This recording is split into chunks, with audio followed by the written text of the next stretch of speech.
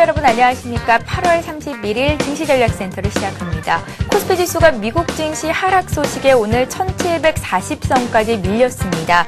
미국인들의 지난달 소득 증가율이 기대치에 미치지 못하면서 앞으로의 소비 활동 전망을 불투명하게 만들었는데요. 미국 증시 하락에 가장 큰 영향을 미쳤고요. 오늘 국내 증시에서도 투자자들의 심리를 위축시키고 있습니다. 잠시 뒤 전문가 모시고 자세한 시장 얘기 나눠보겠습니다.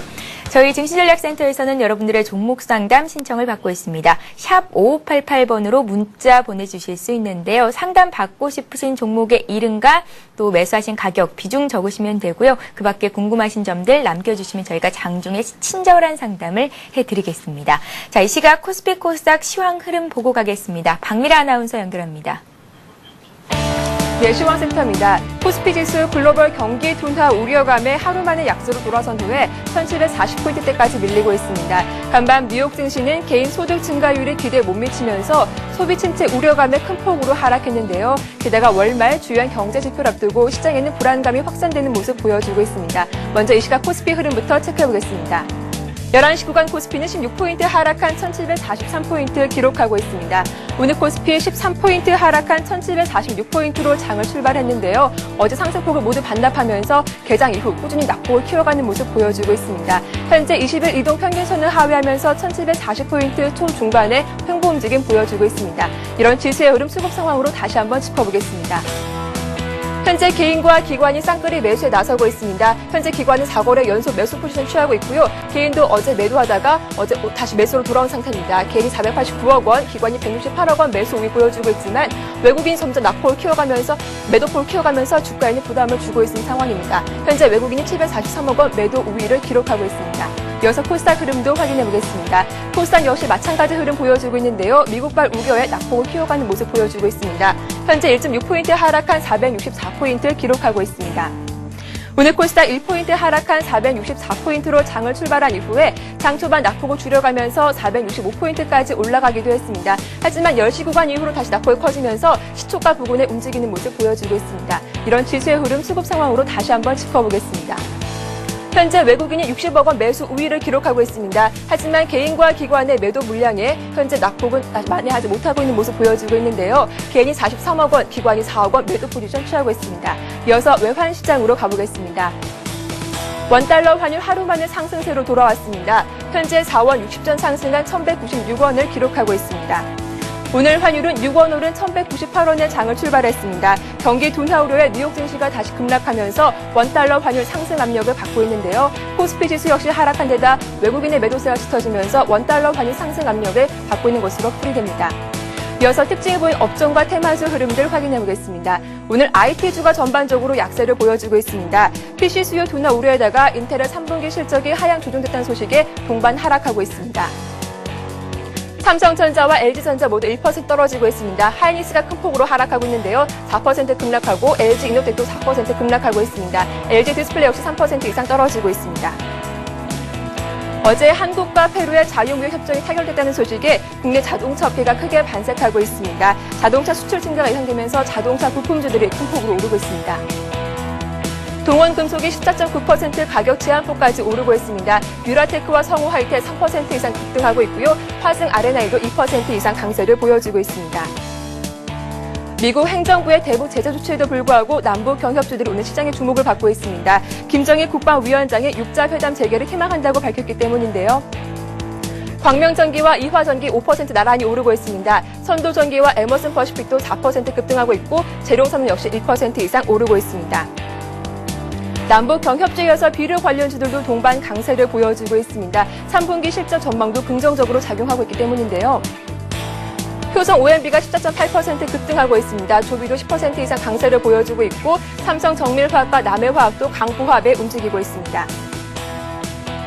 이어서 오늘 특징주 확인해 보겠습니다. 전 종목이 약세를 보여주고 있는 가운데 NHN은 강세를 보여주고 있습니다.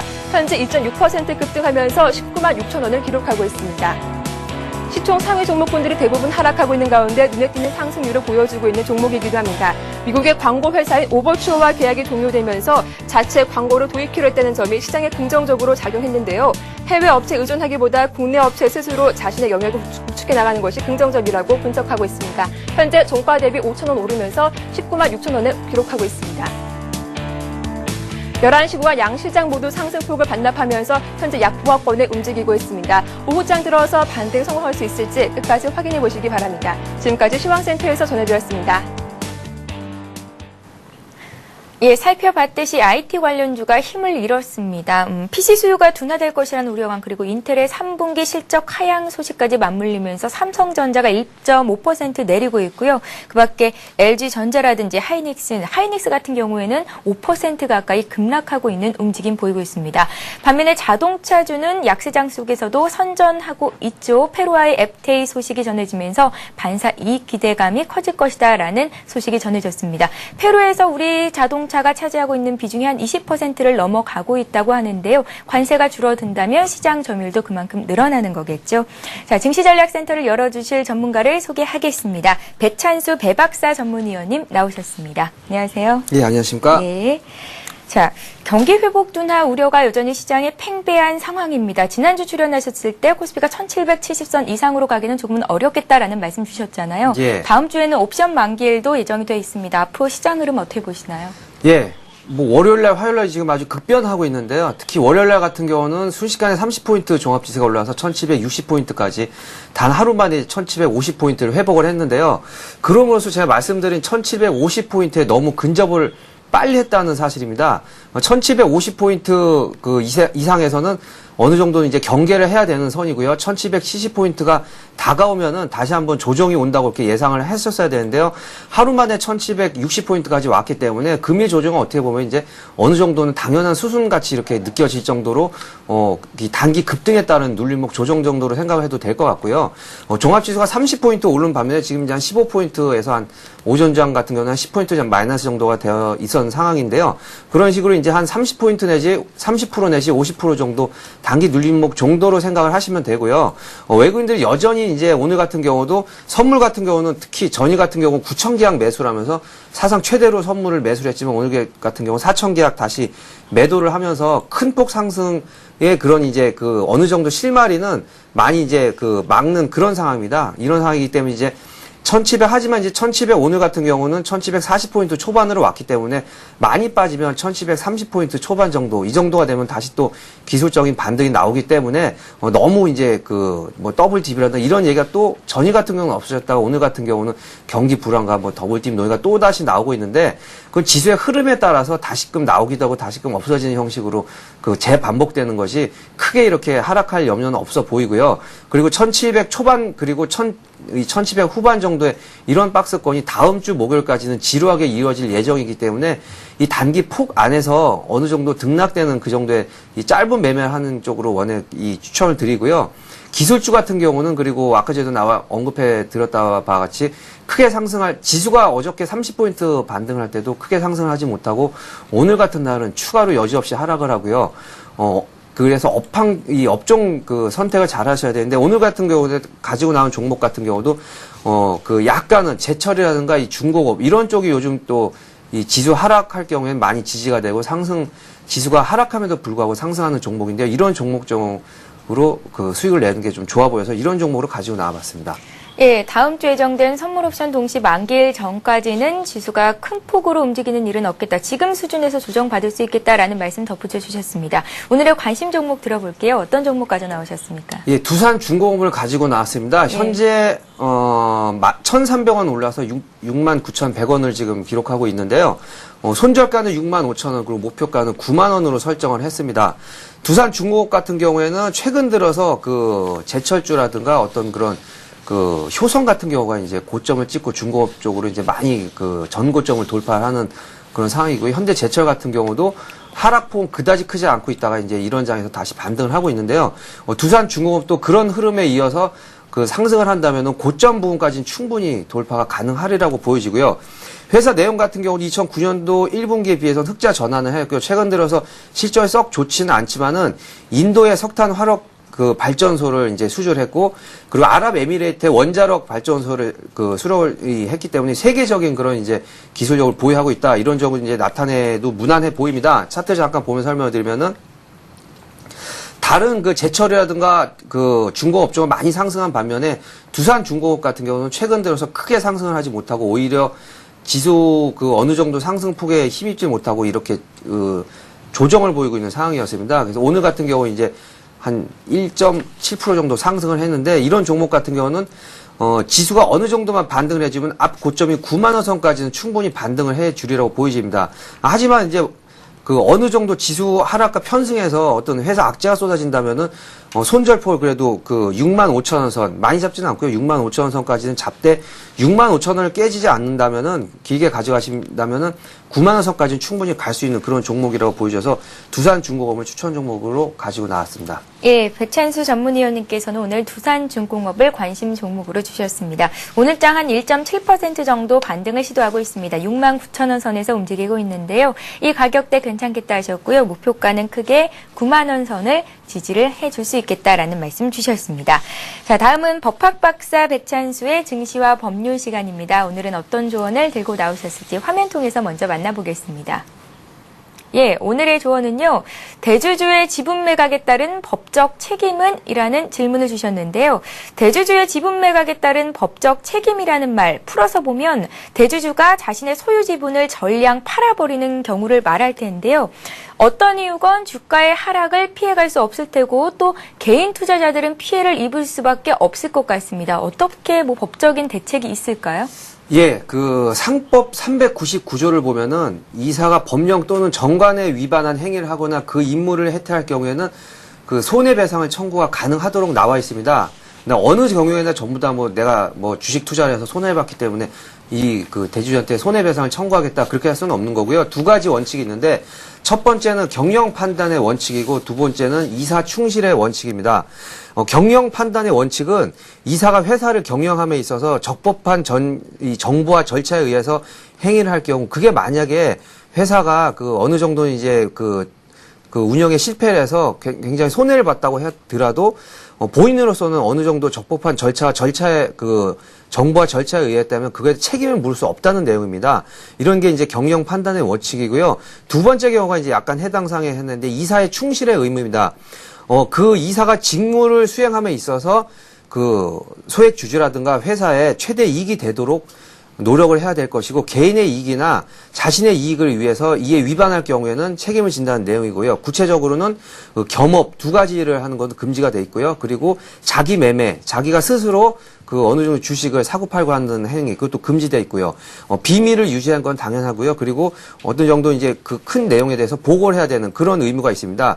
근데 이제 우리나라 같은 경우는 이런 경우에 굉장히 관대하기 때문에 미국 같은 경우는 어느 정도까지 집약적으로 돼 있냐면은 소수 주주의 이익에 해하는 지배 주식을 매각하는 게 법적으로 금지가 되어 있습니다. 그래서 함부로 이제 자기의 지분을 팔 수가 없게 되어 있는데요. 우리나라 같은 경우는 그런 그 금지 조항은 없기 때문에 어느 정도는 그 대주주가 지분을 그 매각하는 거에 대해서는 법적인 책임은 추궁할 수가 없습니다. 그래서 두 가지 정도 이제 크게 예를 들어 본다면은 그 J2 엔터테인먼트 경우가 350만 주의 그 4.27%에 해당하는 대주주의 지분을 전량을 7월 9일 날 매각을 한 바 있습니다.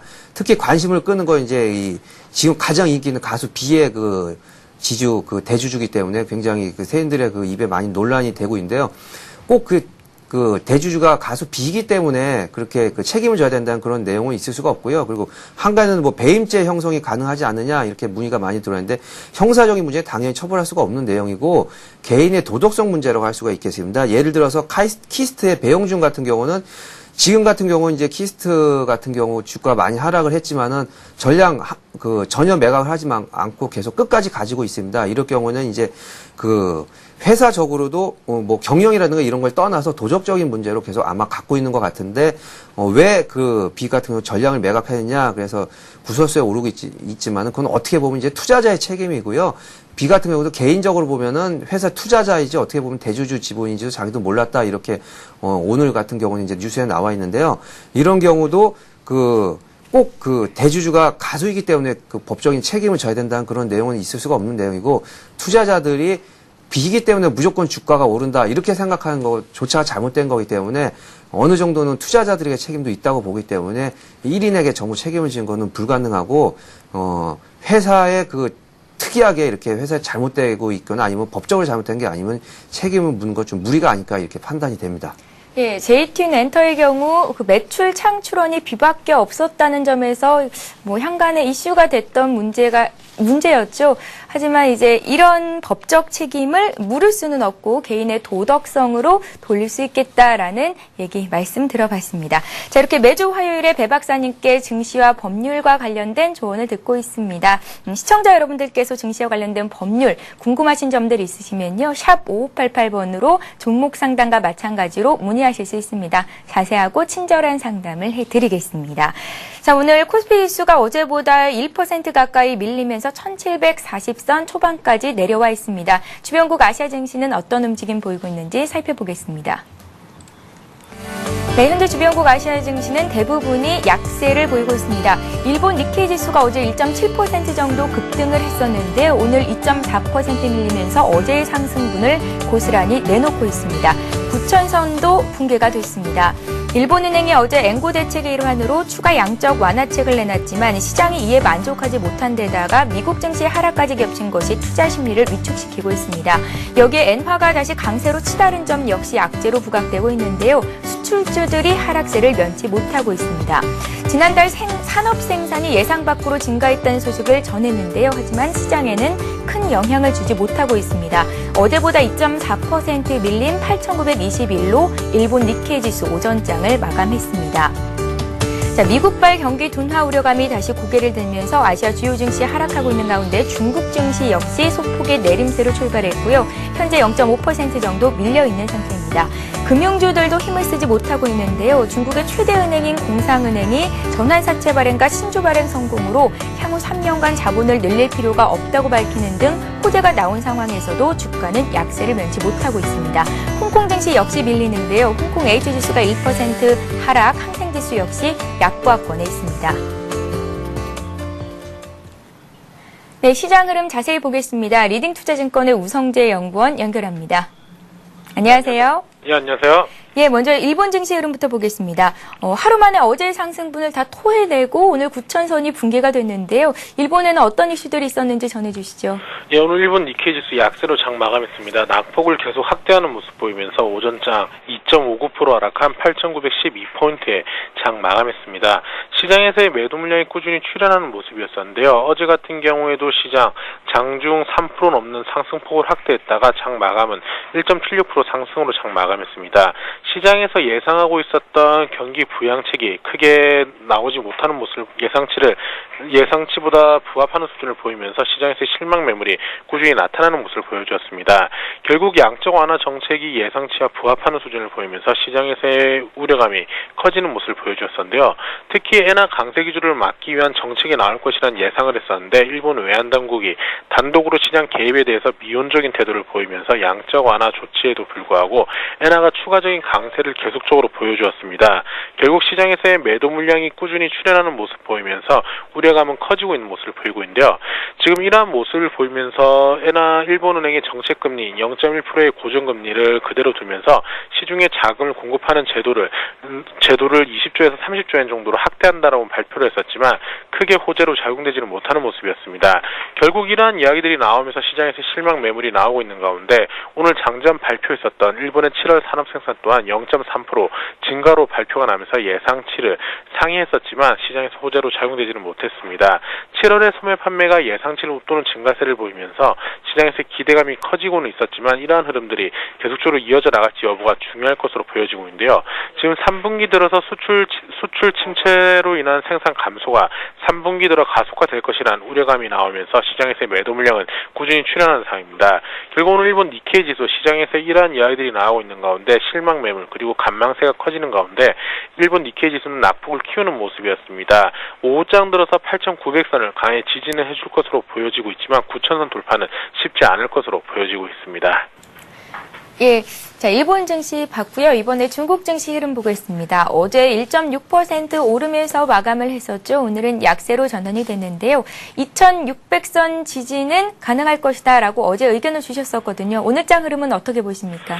예, 어제 같은 경우 2600선을 강하게 지지해줄 것으로 말씀드렸었는데요. 2600선을 지지해주면서 상승폭을 확대하는 가운데 어제는 1.61% 상승한 2652포인트에 장 마감했었습니다. 하지만 오늘 같은 경우 지금 시장에서의 상승폭을 줄이는 모습 보이면서 2631포인트대 장 움직임 보여주고 있습니다. 0.8% 하락한 모습을 보이고 있는 가운데 계속적인 이러한 흐름세를 나타내고 있겠지만 큰 폭의 하락보다는 2600선을 강하게 지지해주면서 2600과 2650의 박스권 기조가 이어져 나갈 확률은 높을 것 같습니다. 지금 이러한 모습을 보이고 있는 가운데 중국의 상반기 상장사의 반기 실적이 빠른 성장세를 유지하고 있는 만큼 이러한 흐름세 속에서 계속적인 강세 기조를 이어져 나갈 확률은 높을 것 같습니다. 기업들을 보았을 경우 매출과 순이익이 쌍둥이 성장을 하고 있는 모습 보이는 만큼 매출액도 늘어나고 있고 순이익도 증가하는 모습이 아주 양호한 모습을 보이고 있는데요. 결국 이러한 흐름으로 인해서 시장에서의 실적 개선에 대한 기대감은 꾸준히 나타나고 있는 상황입니다. 또한 영업 현금 흐름 또한 풍부한 모습을 보이고 있는 만큼 기업들의 실적 개선세가 계속적으로 이어져 나갈 확률이 높다라는 의견이 강해지고 있는 가운데 전 세계 글로벌 경제의 둔화 국면 속에서 강한 상승 기조를 이어져 나가기는 어렵겠지만 2600선을 강하게 지지해주면서 2650의 박스권 기조를 꾸준히 이어져 나갈 확률은 높다라고 보시면 좋을 것 같습니다. 예, 자, 리딩투자증권의 우성재 연구원과 함께 주요 아시아 증시 흐름 봤습니다. 오늘도 도움 말씀 고맙습니다. 네, 고맙습니다. 네, 자, 이번 시간은 시청자 여러분들이 보유하고 계신 종목을 상담해 드리는 시간입니다. 스타 Q&A 시간을 이어갑니다.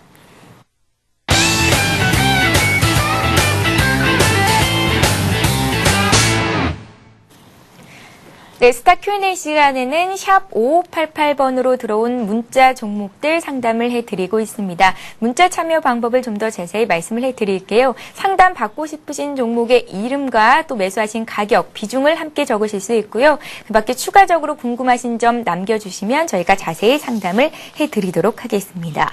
자, 먼저 들어온 종목들부터 한 종목 한 종목 보겠습니다. 현대제철이 들어와 있네요. 현대제철을 88,000원에 40% 사신 분이 계십니다. 6869님께서 보내셨고요. 중장기 관점에서 매도 시점을 알고 싶습니다. 라고 오늘 문자에 남기셨는데요. 포스코가 그 무디스의 신용등급 하향 소식에 철강주가 일제히 내리고 있고 오늘 현대제철에도 영향을 어느 정도 미치고 있는 것으로 보입니다. 현대제철도 1% 이상 내리기는 했는데요. 주가가 10만 원 선 밑으로 밀리지는 않고 있습니다. 어떻게 볼까요? 예, 제철주가 최근에 들어서 그 약간 조정은 보이고 있는 상황이지만은 큰 지수 하락에 비해서는 상승 하락폭이 그다지 크지가 않습니다. 그리고 현대제철 같은 경우는 두 가지 정도 장점이 있는데 첫 번째로 이제 그 자동차 산업, 현대그룹의 자동차 산업이 굉장히 호황이기 때문에 그쪽으로 이제 꾸준한 그 안정적인 매출처가 있다는 것 하나 하고요. 그리고 이제 부동산 정책이 얼마 전에 나와서 이제 부동산 경기가 다시 한번 어느 정도 이제 부동산 주가가 좋아지면서 제철 쪽으로도 굉장히 좀 어느 정도 수혜를 입지 않을까 이렇게 예상이 되고 있기 때문에요. 현대제철 같은 경우는 어느 정도 이제 그 꾸준하게 지수 상승과 더불어서 그리고 이제 그 탄력적으로 상승 탄력이 받는 그런 종목이라고 볼 수가 있겠습니다. 차트 잠깐 보면서 설명을 드리면요. 최근 들어서 7월 달 이후에 거래량이 한번 붙으면서 급등을 한 모습과 그리고 지수가 크게 더 이상 1800을 돌파하지 못하면서 박스권으로 이루고 있지만은 최근 들어서 이제 크게 장대 음봉을 한번 맞았지만은 10만 원 선 그 밑으로 내려가지 않고 지금 다시 10만 원 초반에서 반등을 어저께 같은 경우 크게 했고 오늘 같은 경우는 약간 눌림목 조정이 있지만은 큰 폭으로 하락하지는 않고 있는 모습입니다. 이런 모습에서 관점으로 볼 때는 어느 정도 지수가 크게 하락하지 않고 다시 한번 지수가 받쳐주고 박스권을 이룬다면은 월봉으로 만약에 이런 종목 같은 경우는 간단하게 보면 굉장히 고점 같은데 만약에 주봉으로 본다면은 전 고점을 훨씬 뛰어넘는 그런 모습, 아주 양호한 모습을 보여주고 있습니다. 고점을 이미 뛰어넘었기 때문에 그 저항대가 없는 그런 종목이 되겠습니다. 저항대가 없이 올라갈 수가 있기 때문에 꾸준하게 아마 11월, 12월 달까지 가지고 나간다면은 지수가 어느 정도는 1800선을 넘는 그런 장이 온다면은 한 15만원 선까지는 충분히 장기적으로 가져가 주신다면 15만원 선까지는 가져갈 수가 있다고 보여지기 때문에 중장기 이분도 굉장히 88,000원 서시면 저점에 매수를 하시고 한 3, 4개월 정도를 갖고 계신 분 같은데요. 약간의 눌림목 조정에 신경을 안 쓴다면은 한 15만원 선까지 연말까지 목표 가격을 제시해 보겠습니다. 예, 중장기 관점에서 매도 시점을 여쭤보셨는데요. 길게 본다면 15만 원까지도 목표가 설정할 수 있겠다 하셨으니까요. 일단 수익권에 계시고요. 좀 더 오래 들고 가보시면 좋겠습니다. 자, 다음 종목 보겠습니다. 효성이 들어와 있습니다. 효성을 84,000원에 25%를 사신 분이 계십니다. 상한가님께서 보내주셨는데요. 목표가를 알고 싶습니다. 중장기로 계획 중입니다. 이분 역시 중장기 투자를 계획 중이십니다. 4분기 최대 실적을 기록할 것이다 라는 소식이 전해졌어요. 배 박사님. 예. 주가가 굉장히 좋네요. 흐름이. 예. 효성 같은 경우도 아까 현대제철과 마찬가지 이제 중공업적으로 이제 거의 비슷한 이제 테마이지만은 효성이 상승 탄력이 훨씬 좋은 이유는 이제 그 실적이 올해 들어서 가장 좋다고 이제 나와 있기 때문에 상승 탄력이 다른 여타의 이제 중공업이라든가 제철 종목에 비해서 상당히 양호한 편입니다. 이미 이제 효성 같은 경우는 앞에 고점을 뚫었고요. 차트를 보면서 설명을 드리자면은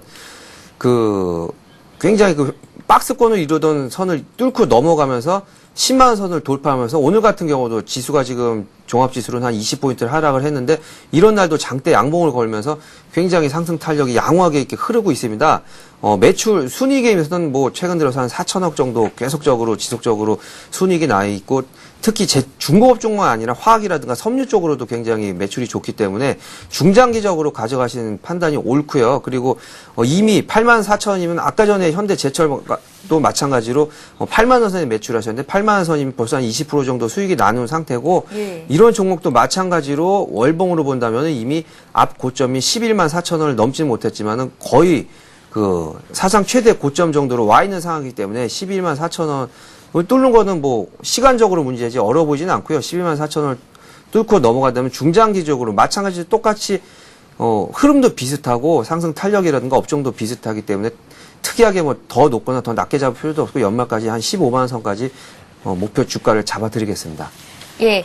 자, 효성 봤고요. 이번에는 증권업종 중에서 대우증권 보겠습니다. 미국 증시가 갈지자 횡보를 보이면서 증권주가 하루 올랐다, 하루 내렸다 하는데요. 오늘은 다시 좀 내리고 있죠. 한 2.9% 정도 조정을 받으면서 21,650원 선에서 거래가 되고 있습니다.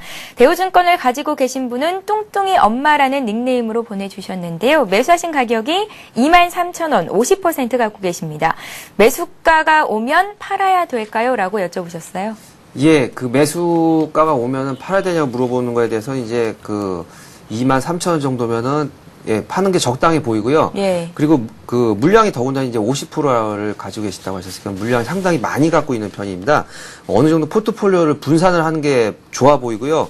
어저께 같은 경우 차트를 잠깐 보면서 설명은 어저께 같은 경우 이제 22,000원을 돌파를 해서 오늘 만약에 지수가 어느 정도만 크게만 안 빠졌으면은 23,000원 금방까지는 가줄 그런 분위기였었는데 이런 금융주, 증권주라든가 아니면은 은행주 이런 종목들은 지수와 철저하게 연동해서 움직이기 때문에 크게 지수가 상승하지 못하면은 23,000원 선까지는 바로 가는 것도 조금 어려워 보이고요. 23,000원에 가면은 정리하는 게 좋아 보이고요. 왜냐면은 회사 내용이라든가 굉장히 어느 정도 우량합니다. 그리고 이제 대우그룹 어느 정도 이제 매출에 있어서도 대우 쪽으로 이제 굉장히 어느 정도 인지도가 있기 때문에 대우증권 같은 경우는 대우그룹과 관계없이 어느 정도 이제 인지도가 있는 그런 증권회사고 상승 탄력부터 많이 잘 붙는 종목이지.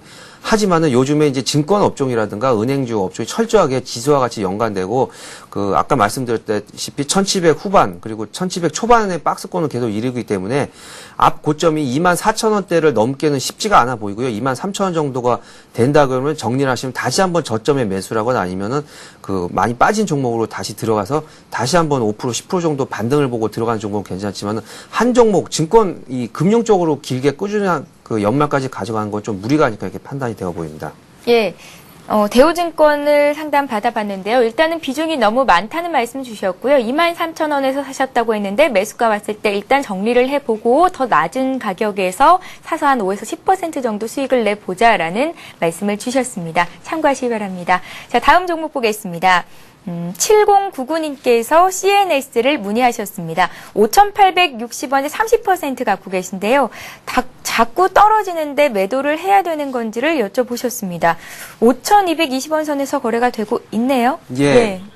이제 제가 이제 피해야 될 종목이 기술주 그리고 이제 최근 들어서 이제 코스닥 종목 같은 경우는 반등할 때는 힘없이 반등을 했다 하락할 때 추가적으로 같이 동반 하락하는 그런 모습을 보여주고 있기 때문에 이런 종목들은 길게 가져가시는 것보다 손절매를 5%, 10% 정해놓고 빨리 정리하는 게 제가 낫다고 말씀드렸는데요.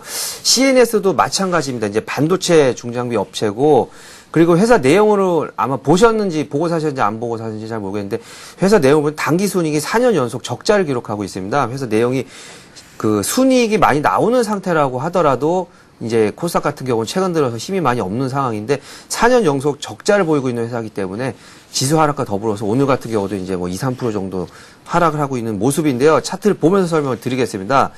이 CNS 반도체 업종을 길게 가지고 가시라고 제가 말씀을 못 드리겠고요. 만약에 최근 들어서 아마 산 매수 단가도 크게 이렇게 그 오래된 종목은 아닌 게 5,800원 선이면 6,000원이 깨진 아마 이 정도 부분에서 최근 들어서 사신 것 같은데요. 그럼에도 불구하고 지금 3일, 4일 연속 지금 장대 음봉을 맞으면서 지금 추가적으로 하락을 하고 있는 상태이기 때문에요. 물량이 만약에 30%고 다른 종목으로 들어가서 반등, 그 지수 반등과 함께 손실분을 만회할 그런 종목들이 충분히 많이 있기 때문에 그런 종목으로 지금이라도 정리를 하시고 갈아타는 게 좋아 보이고요. 이게 업종은 그다시 이제 최근 들어서 반도체 업종이 좋지 않고 있는 상황이고 또 더군다나 코스닥 종목으로 길게 가지고 가신 거는 좀 삼가는 그런 투자 방법이라고 생각하시기 때문에 정리하는 게 맞다고 이렇게 보이십니다. 예, 박스권 매매의 대가 니콜라이 다비스가 이런 말을 했습니다. 엄청난 손실을 방지하는 것이 이익을 볼 수 있는 기회를 여러 번 놓치는 것보다 더 중요하다라는 말이었는데요. 오늘장에서 3.5%나 급락하고 있고 최근 들어서 주가 흐름이 굉장히 좋지 않습니다. 손절 처리하는 게 맞겠다라는 의견을 주셨는데 여러 전문가들의 의견 잘 참고하시고 꼭 손실을 최소화할 수 있는 방법으로 투자 전략 세워보시기 바랍니다. 자, 다음 종목 보겠습니다. 조선선제가 들어와 있는데요. 규민 아버지님께서 보내셨습니다. 61,200원에 사셨고요. 비중은 40% 갖고 계십니다. 사고 바로 오르다가 떨어진다고 전망 부탁드립니다 하셨는데요. 배 박사님, 예. 7월 한 10일쯤이었나요? 주가가 굉장히 많이 올라서 제가 왜 이렇게 올랐을까 하고 조사를 좀 해봤더니 예. 별다른 이유가 없다는 공시가 떴더라고요. 예, 조선선제 같은 거, 그러니까 그래서 제가 이제 말씀드린 게 이제 거래소 이런 이제 조선이라든가 뭐 중공업 이런 종목들이 이제 7월 초부터 굉장히 많이 상승 탄력을 동반적으로 받았었는데 아마 이분도 그때쯤에 사셨다가 약간 평가이익 보셨다가 지금 뭐 손실은 아니고 61,000원대에 사셨으면 62,000원대니까 손실은 아니신데 이런 종목들이 이제 크게 지수와 연동돼서 하락은 하지 않고 있다가 다시 한번 이제 바람이 불면은 추가적으로 상승하는 그런 종목이기 때문에 그래도 그렇다고 해서 크게 수익을 보시지 마시고 한 10% 정도 작게는 5%라도 이제 이익이 나면은 끊을 준비를 하고 있다가 더 올라가면 10% 아니면은 5% 정도에 정리하는 그런 이제 전략이 유효해 보이는데요. 조선선제 같은 동국산업그룹의 그런 이제 거기서 분리되어 있는 2010년 1월 달에 분리된 그 용접 제로를 주로 하는 그런 회사입니다. 매출이 굉장히 뭐 썩 좋지는 않지만 양호하게 그럭저럭 이제 순이익적으로 계속 꾸준하게 수익이 나오는 그런 회사고요. 용접봉 쪽으로 이제 뚜렷한 이제 기술력을 가지고 있기 때문에 추가적으로 이제 크게 상승할 여지는 없지만 어느 정도 지수 상승이라든가 아니면 이제 선제라든가 조정적이 그 테마별로 올라갈 때 충분히 반등이 가능한 종목이라고 보여드리겠습니다. 차트를 보면서 이제 반등 시점이라든가 아니면은 목표 가액을 설정해 드리면요. 그 물량이 40% 정도 가지고 있기 때문에 적지는 않은 물량이기 때문에 굉장히 신중하게 이렇게 하셔야 되는데 7월 초에 한번 상승하기 전 가격이 한 5만 원 조금 전 한 46,000원 전 선이고 지금 이제 6만 원 초반 선에서 지루하게 지금 박스권을 이루고 있습니다. 거래량이 지금 일어나지 않고 6만 원 초반 선으로 박스권을 이루고 있기 때문에 만약에 물량이 어느 정도 이제 상승 탄력이 붙는다면은 목표 가액은 약 7만 원 정도 많이 오를 경우는 한 8만 원 정도로 목표 가액을 잡고 있지만 이 선을 그러니까 7월 초에 만약에 7만원, 8만원 선을 도달해서인데 이 정도에 끊고 다시 한번 6만원 선에 매수를 하셨다면 다시 한번 또 7만원 선 또는 8만원 선 그 찍고 음봉이 나올 때 이때 정리할 수 있는 기회가 있었을 텐데 아마 지금까지 들고 있는 걸로 아마 생각이 됩니다. 40%면 이제 물량을 좀 많이 하고 계속 들고 있는 것 같은데 다시 한번 7만원 선을 돌파를 할 때쯤에는 5% 정도 수익이 나올 테니까 그 정도의 지수가 많이 반등을 하지 못하면은 5% 정도에 끊는 게 나아 보이고요. 그 테마별로 만약에 붙는다면은 8만원 선까지는 가지고 가셔도 무방해 보입니다. 근데 8만원 선까지 크게 상승 탄력을 붙지 못하면 7만 원 이후에 눌림목 조정이 오는 것 같을 때 빨리 정리를 하셔서 그 5%에서 10% 정도 수익을 챙기시는 쪽으로 이렇게 추천해 드리겠습니다. 예. 자, 이렇게 해서 일부 종목 상담 시간은 여기서 마치겠고요. 오늘 배 박사님께서 관심 종목으로 주셨던 두산중공업의 주가 흐름 다시 한번 살펴보겠습니다. 오늘 매수하라고 말씀하셨던 가격대가 69,000원입니다. 현재 한 어제보다 1.4% 올라서 68,800원 선에서 움직이고 있고요. 목표가 9만 원, 손절가 65,000원 제시하셨습니다. 네, 배찬수 배 박사님과 함께했습니다. 오늘 도움 말씀 고맙습니다. 예, 감사합니다. 예, 잠시 후 2부에서는 시청자와 전문가가 함께 만들어가는 전문가의 포트폴리오 공개 시간이 있고요. 역시 여러분들의 종목을 상담해 드리는 시간을 갖고 있습니다. 저희는 잠시 뒤 2부에서 뵙겠습니다.